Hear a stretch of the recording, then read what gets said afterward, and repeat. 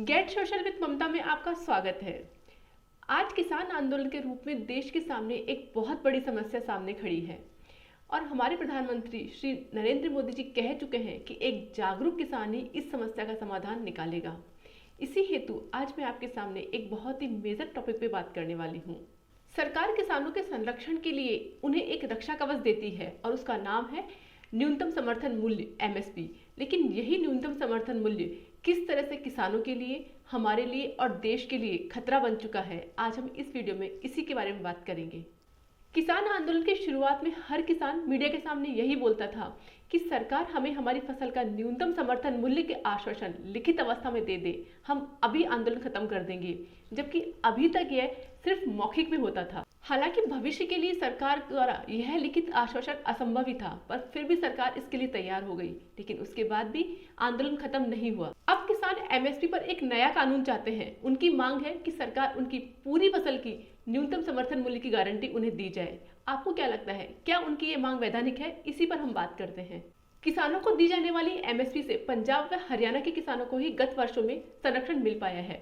हम जानते हैं कि सरकार जितना भी गेहूं और धान MSP पर खरीदती थी, उसका 94% किसान पंजाब व हरियाणा के होते थे और बाकी 6% किसान पूरे देश के अन्य राज्यों में से होते थे।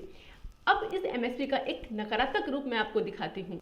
अन्य राज्यों के किसान इस MSP की वजह से अपनी फसल की उच्च गुणवत्ता के बावजूद भी अच्छी कीमत नहीं पा सकते थे, क्योंकि सरकारी रेट से ज्यादा किसानों को कोई क्यों देना चाहेगा। इस MSP का दूसरा पार्ट यह है कि MSP का लाभ लेने वाले 94% किसान नहरी क्षेत्र के आते थे, पंजाब व हरियाणा की।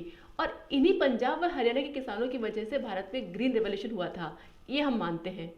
इन पंजाब व हरियाणा के किसानों में से बहुत सारे किसान कनाडा व ब्रिटेन में जाके बस गए और कनाडा में तो कृषि के क्षेत्र में इन पंजाबी किसानों का ही वर्चस्व कायम है। और इसका सकारात्मक प्रभाव यह रहा कि भारत के नहरी क्षेत्रों में तकनीक का प्रयोग बहुत अच्छे से होने लगा।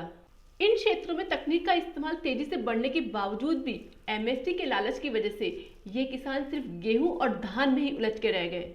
दलहन, तिलहन और अन्य महंगी फसलों को यहाँ पे नजरअंदाज किया गया और MSP लेने की वजह से सिर्फ ध्यान गेहूं और धान पर ही जाने लगा, जो कि बिल्कुल गलत था। लेकिन ये किसान सिर्फ MSP का लाभ उठाने के लिए गेहूं और धान पे ही बहुतायत जोर देने लगे, जिससे कि अन्य किसानों का हक भी मारा गया और भारत भी पिछड़ता गया।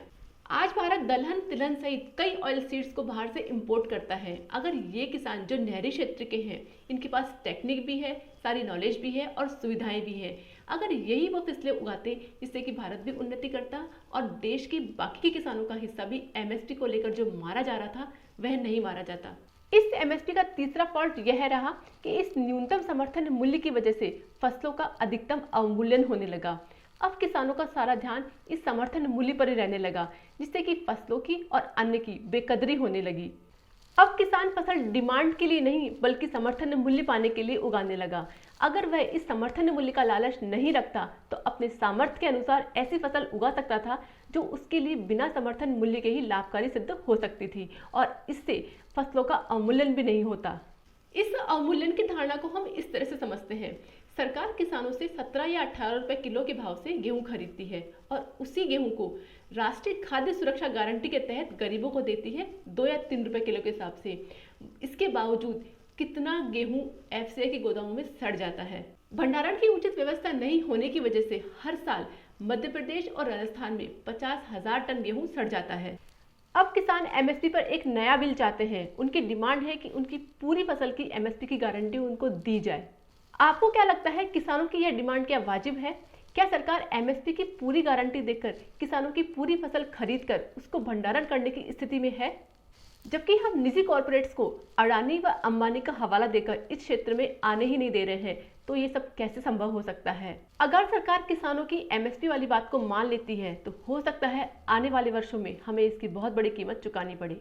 इन किसानों को चाहिए कि ये MSP के लालच में न पड़कर ऐसी फसलों को उगाए जिसके इंटरनेशनल मार्केट में भी काफी डिमांड हो, तो इस समस्या का समाधान हो सकता है और इस MSP का लाभ उन किसानों को मिल सकता है जो इसके वाकई हकदार हैं। और इसी पर हमारे प्रधानमंत्री मोदी जी ने कहा है कि एक जागरूक किसान और एक जागरूक नागरिक ही इस आंदोलन की मुसीबत से हमें बाहर निकाल पाएगा।